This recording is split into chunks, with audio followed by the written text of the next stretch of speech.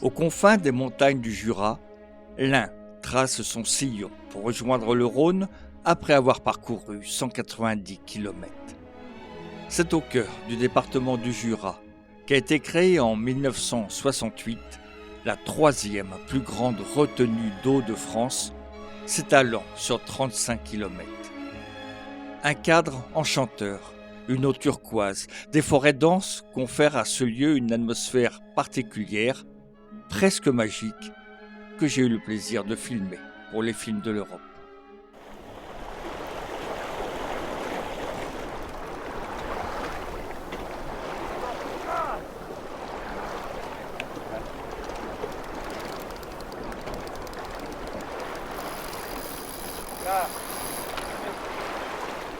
C'est une très belle histoire qui se passe au fin fond du Jura. C'est l'histoire d'une rencontre improbable entre une vallée, une rivière et des hommes. Une rencontre qui a fondamentalement transformé les paysages.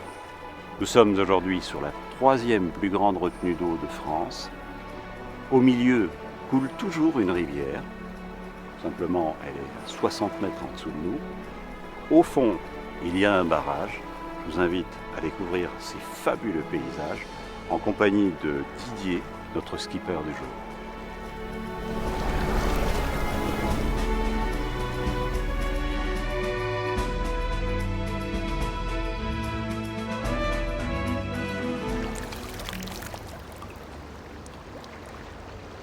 C'est ici en réalité que démarre notre histoire. Nous sommes à l'extrême nord du lac de Vouglan, à Pont-de-Poite, et oui, ça ne s'invente pas, dans un endroit qui très précisément s'appelle le Saut de la Cesse. Alors qu'est-ce que le Saut de la Cesse? C'est en fait un endroit assez étonnant où l'Ain, il y a un peu plus d'une cinquantaine d'années, se jetait gaillardement dans la vallée. À cet endroit-là commence l'histoire du lac de Vouglan, qui s'inscrit sur plus de 35 km de long et nous invite à découvrir des paysages extraordinaires. Et pour nous faire une idée un petit peu plus précise de la rivière d'Ain, nous allons survoler l'ouvrage de Vouglan, mais aussi la basse vallée de l'Ain. La rivière d'Ain, née sur les plateaux de Nozeroy, grossit le Rhône après avoir parcouru 190 km. Elle en est d'ailleurs l'un des affluents les plus imprévisibles. Ces gorges pentues nécessitent des prouesses architecturales pour la traverser. Ouvrage sans doute le plus emblématique de cette vallée, le viaduc Rail-Route de Cise-Bolezon, édifié en 1875 et haut de 73 mètres.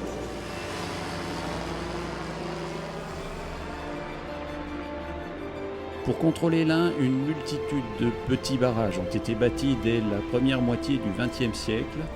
Allemand, Cise-Bolezon, Moucharmine, Coiselet ou encore Saut-Mortier. Mais les résultats escomptés ne furent pas au rendez-vous. Aussi, l'idée d'un barrage géant naissait dans les esprits des ingénieurs dès 1958. 10 ans plus tard, le barrage de Vouglan fut mis en eau, devenant la troisième plus grande retenue hydraulique de France, avec plus de 600 millions de mètres cubes d'eau.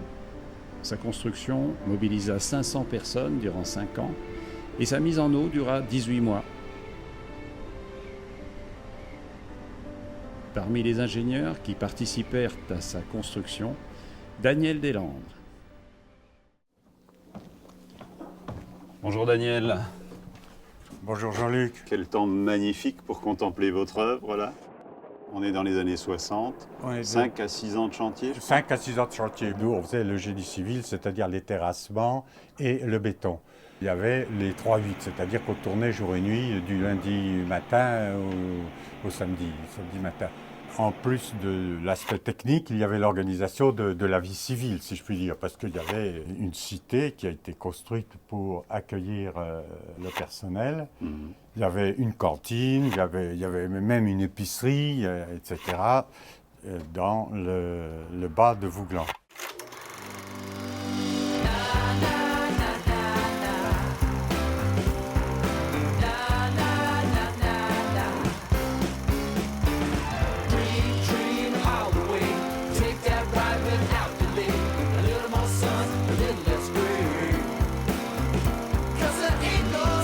Chances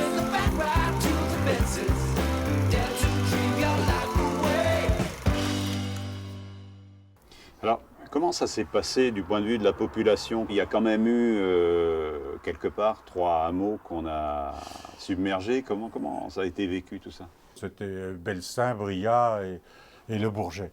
Il y a des personnes, effectivement, qui ont dû être émues de voir leur maison inondée, mais il n'y avait pas d'église, il n'y avait pas de cimetière, si vous voulez. Il n'y a pas eu de problème particulier de ce côté-là. Hein. Ce qu'on peut citer, ce qu'on peut regretter, c'est l'affaire de la Chartreuse de Vaucluse, qui était en ruine, qui n'accueillait plus de moines depuis bien longtemps, mais qui représente un patrimoine architectural important.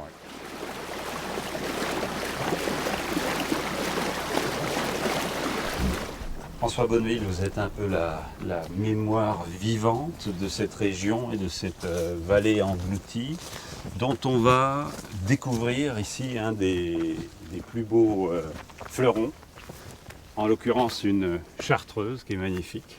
Alors, qu'est-ce qu'on peut en dire? Déjà, ce qu'on peut en dire, c'est que c'est un tout petit élément de la chartreuse, puisqu'on a là seulement le portillon central et les 2 pavillons. Au fond, on avait donc un monastère très très vaste qui a été construit à partir du XIIe siècle. Il y avait un bâtiment pour les convers, il y avait un bâtiment pour les moines, il y avait une église du XIIe siècle, il y avait une gigantesque terrasse soutenue par 12 voûtes. Tout ça, c'est au fond de l'eau. Ça sert maintenant de site de plongée pour des gens qui veulent faire de la plongée extrême, parce qu'il faut vous imaginer que c'est entre moins 45 et moins 65 mètres.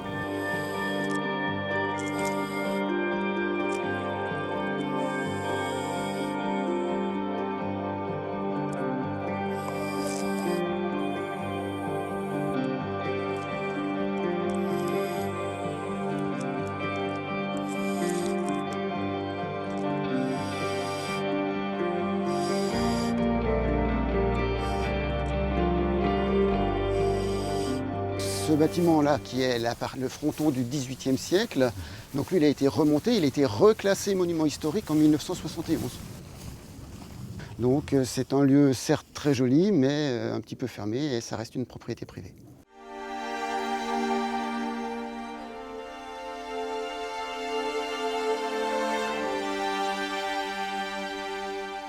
Vous nous aviez promis quelques surprises et sur ces 1600 hectares, Dieu sait qu'il y en a, 1600 hectares d'eau turquoise et au fond, une cascade. Une jolie cascade en plus de ça, on aura de la chance aujourd'hui, il doit y avoir un peu d'eau parce qu'on a eu un orage hier et donc ça devrait nous permettre de pouvoir en profiter.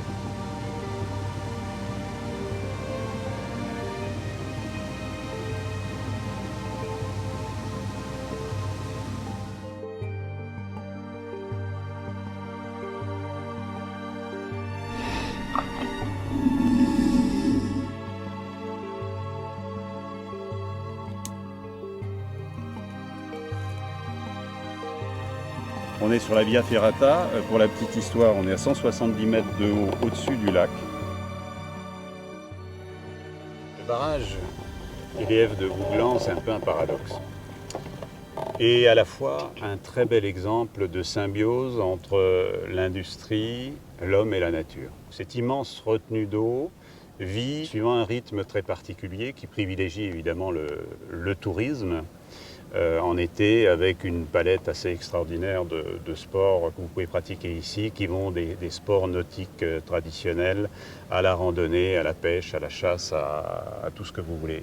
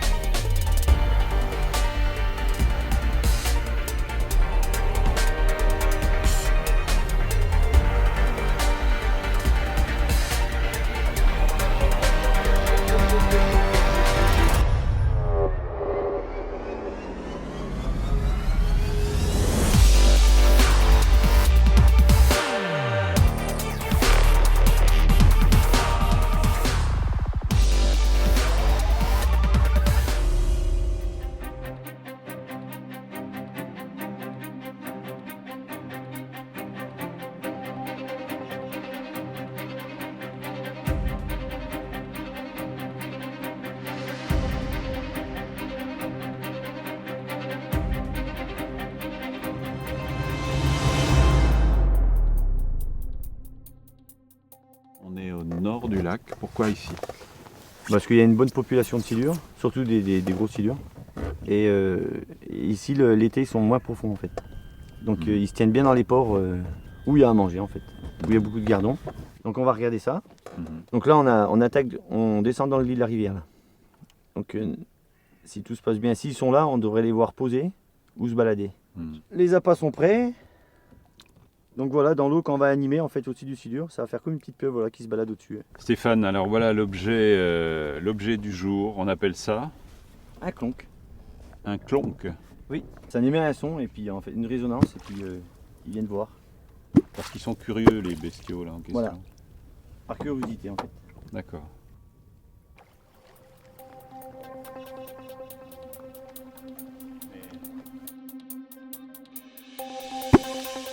Pas évident, ils sont pas évidents. Là ils se présentent pas trop mal mais. Donc là il y en a qui se baladent, on passe dessus là.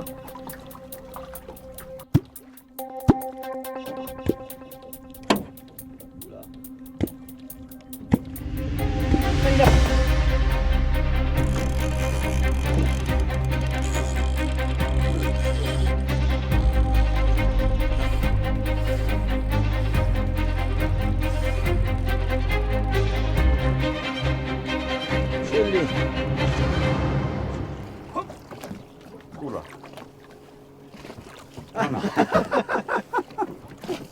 Oh la bête. Bon, apparemment, il est un peu plus petit que toi. Il est un peu plus petit que moi. Le silure n'est certes pas le plus gros poisson d'eau douce au monde, mais ses dimensions exceptionnelles ont de quoi effrayer le plongeur qui le croise pour la première fois. Introduit par des pêcheurs depuis son habitat naturel danubien, il nage avec indolence dans les eaux tièdes de Vouglan. L'histoire raconte que sa taille peut atteindre 3 mètres pour un poids de 130 kg.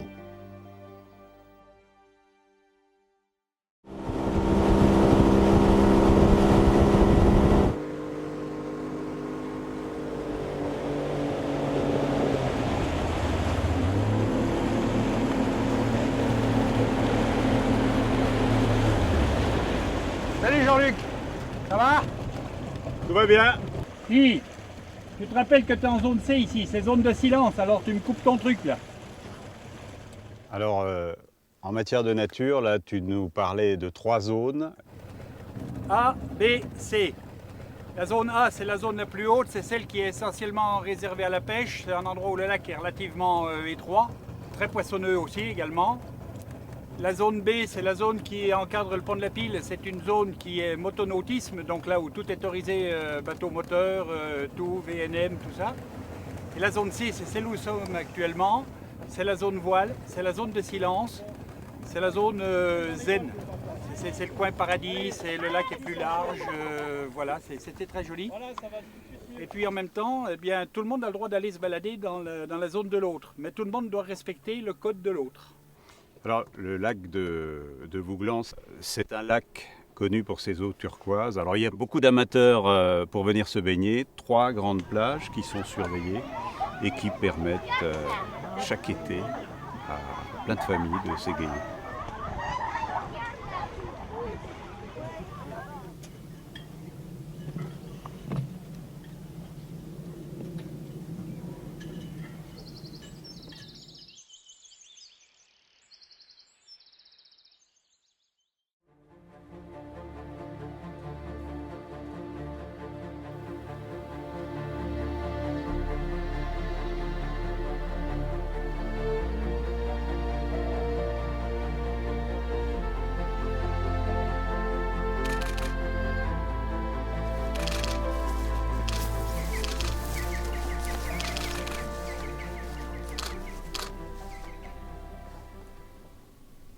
Peur de vous avoir cassé votre affût. Bonjour. C'est pas bien grave. Bonjour, David. Jean-Luc. Enchanté.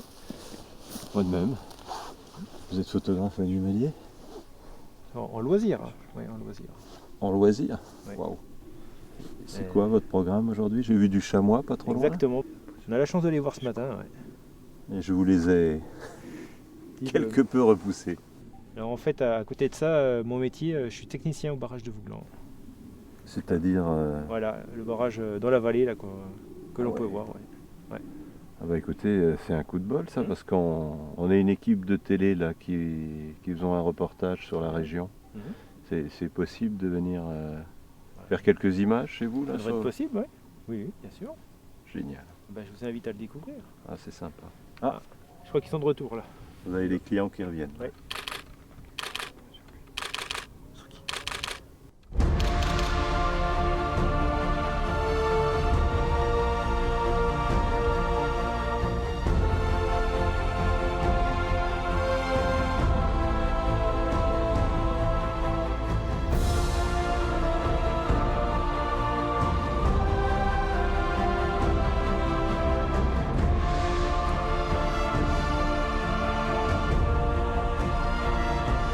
Changement total d'atmosphère, on a quitté les chamois, la nature, on est dans le béton. On est sur le couronnement du barrage, donc la partie supérieure de l'ouvrage. À ma droite, on a la retenue. Troisième retenue de France, plus de 600 millions de mètres cubes d'eau stockée sur une longueur de 35 km. Quelles sont les spécificités de cet ouvrage? Sur la partie supérieure, on a environ 6 mètres d'épaisseur. À sa base, on aura 25 mètres d'épaisseur. On est sur un barrage de type voûte à double courbure. Donc une courbure sur le plan horizontal, donc là, un arc qui fait 420 mètres de long, et un autre arc sur le plan vertical. La pression de l'eau qui appuie sur le barrage est reportée sur la colline, sur ces deux appuis, donc un appui en rive gauche, un appui en rive droite, et toute cette force donc, est reportée sur le rocher ainsi que sur le pied de barrage, puisque la courbure redescend aussi verticalement. Et on a donc tout cet appui qui permet donc de retenir l'ouvrage. David, au milieu du barrage, il y a ces 4 déversoirs. On appelle ça un déversoir? Qu'est-ce que Alors c'est des évacuateurs de crue. Donc, ce qu'il faut savoir, c'est que la rivière a des variations de débit assez importantes tout au long de l'année. On peut se retrouver en été en étiage avec des très très faibles débits. Donc, et inversement, en automne ou en hiver, avec des crues. Donc des débits très très importants. Et si le barrage était plein, eh bien, il faudrait évacuer le trop-plein d'eau par ces vannes. Alors, vous m'aviez promis de m'emmener dans le ventre du monstre. On peut y aller? Tout à fait. Ouais. On y va.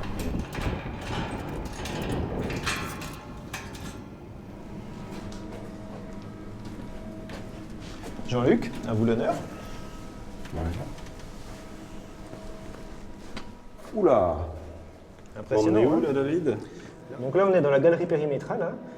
Elle permet de desservir différentes galeries du barrage et de descendre de 130 mètres. Donc, Jusqu'au pied de l'ouvrage. jusqu'au pied de l'ouvrage, c'est ça. Eh ben on y va. Allez. C'est sportif votre métier, David. Un petit peu avec ces marches là, mais fort heureusement, on a un ascenseur qui permet de desservir les différents étages du barrage. Et alors ce genre de visite, Une fois par semaine, on contrôle les différentes galeries, on les surveille. Puis après, on a le système d'auscultation proprement dit lié au barrage. Donc on peut avoir des piézomètres, on a des drains, on a aussi des pendules. des pendules, c'est de Oui. plaisanterie? Non, je suis sérieux. Ah, je veux voir les pendules. On a 6 pendules qui permettent de surveiller le barrage. Ah ben, on y va pour Allez, les pendules alors. on est parti.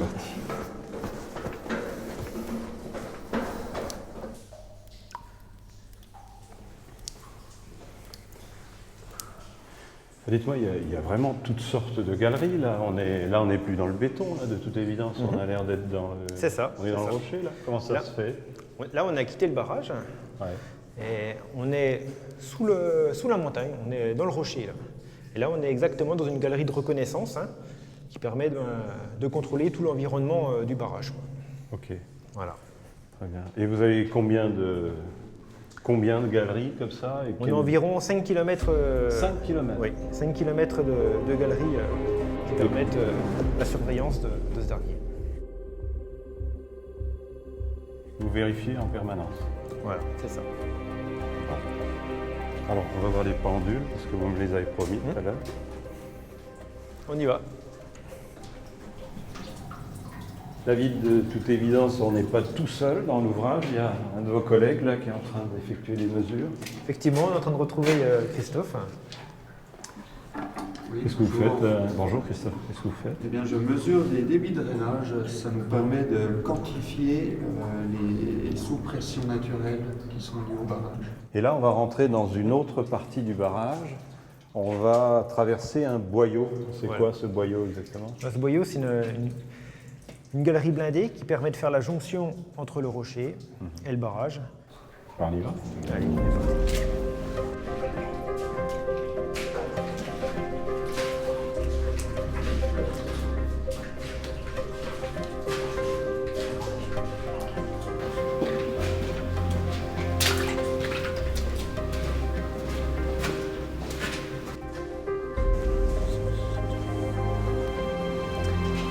Et voici Jean-Luc, l'un de nos fameux pendules.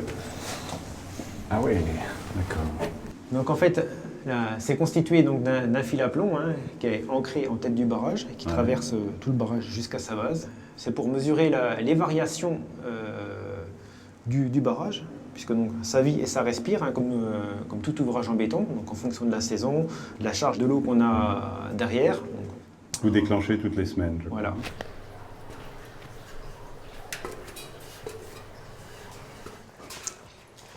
Ah bah dites donc, on aura fait les 5 km là? Presque. On va où maintenant? Eh ben, je vous propose le clou final de la visite.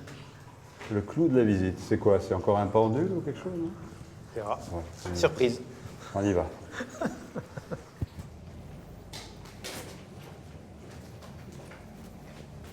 Et la surprise se trouve derrière la porte. Derrière la porte, exactement.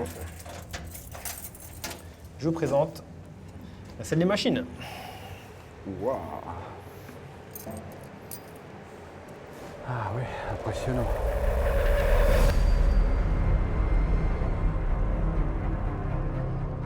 Alors David, 4 groupes, on les a vus depuis là-haut. Alors qu'est-ce que ça représente véritablement en termes de force de frappe, entre guillemets? C'est pas la bonne expression. Alors en fait, on était dans le barrage tout à l'heure. Maintenant, on se retrouve dans la salle des machines. L'aménagement, il est constitué de ces deux éléments indissociables. Et on a donc pour le coup 4 groupes de production. La puissance au total est de 265 MW, 265 000 kW, avec une très grande réactivité. En moins de 5 minutes, cette puissance-là est délivrée sur le réseau national. Alors ça, c'est la souplesse de l'hydraulique. Exactement. Exactement. C'est la grande force de l'hydraulique.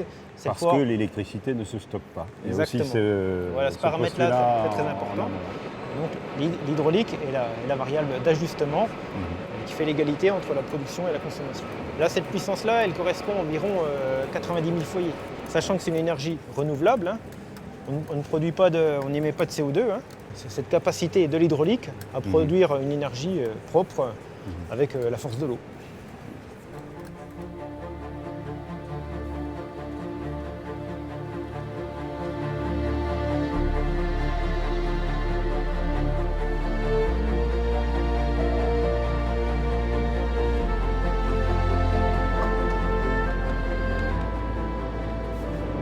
Ah, c'est beau ça. Oui, c'est la réunion d'équipe, Jean-Luc. Non, je vais devoir vous laisser. Ok, je vous attends, pas de souci.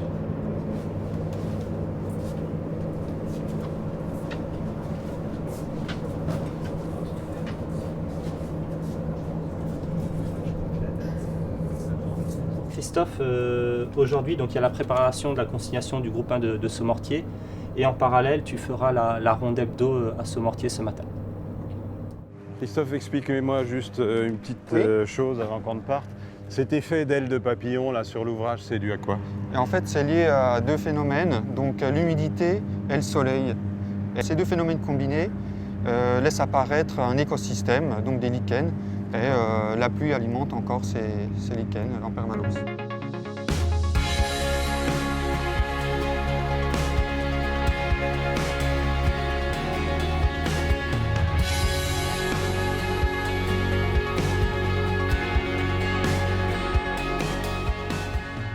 L'aménagement de Saumortier, qui est déjà un bel ouvrage, il participe à la production d'énergie hydroélectrique, tout comme les 3 autres aménagements qui sont sur l'Ain à l'aval de Saumortier.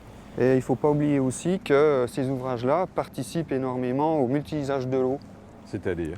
Ça concerne tout le monde, c'est le tourisme, l'agriculture, le sport, le kayak, tout ce qui est lié à l'utilisation de l'eau autour de nos ouvrages.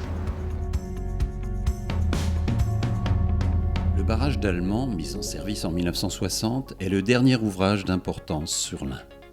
Si sa fonction première est de produire de l'électricité, il joue aussi un rôle majeur dans la gestion du débit d'eau minimal restitué à la rivière, afin de garantir en permanence en aval la vie, la circulation et la reproduction des poissons.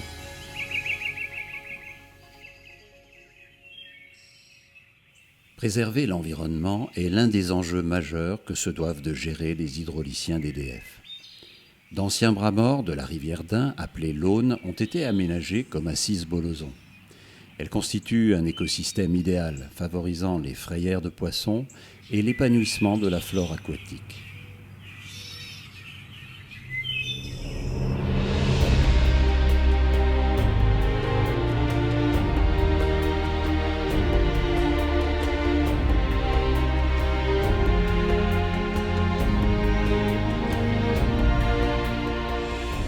Les montagnes du Jura ont disparu du paysage et c'est sur une rivière pacifiée que je navigue ce soir.